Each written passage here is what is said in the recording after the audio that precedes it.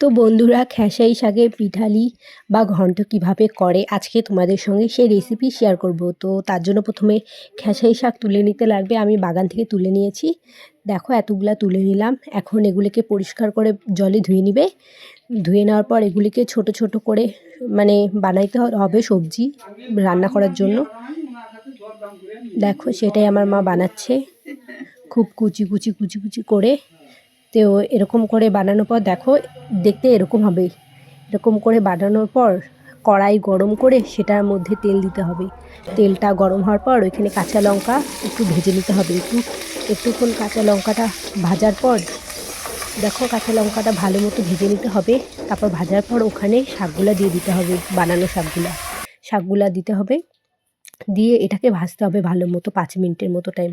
ভালো করে ভাজার পর এটা কিন্তু যতক্ষণ দেখতেছো অনেক কম হয়ে যাবে। দেখো অতগুলো শাক থেকে এত কম হয়ে গেল, এরকম হবে। তারপর এখানে চালের গুঁড়ার জল দিবা। তারপর সেটাকে নাড়িয়ে নেওয়ার পর একটু এখানে আদা বাটা আর স্বাদ মতো লবণ দিয়ে সেটাকে মাখা মাখা করে রান্না করতে লাগবে। করার পর এটা হয়ে যাবে। দেখো এরকম করে দেওয়ার পর দেখো যখন এরকম হবে এরকম করে মাখা মাখা করে তরকারিটা করতে লাগবে। তারপরেই রেডি। আর এটা কিন্তু খেতে খুব সুন্দর লাগে। তোমরাও বাড়িতে বানাও অবশ্যই।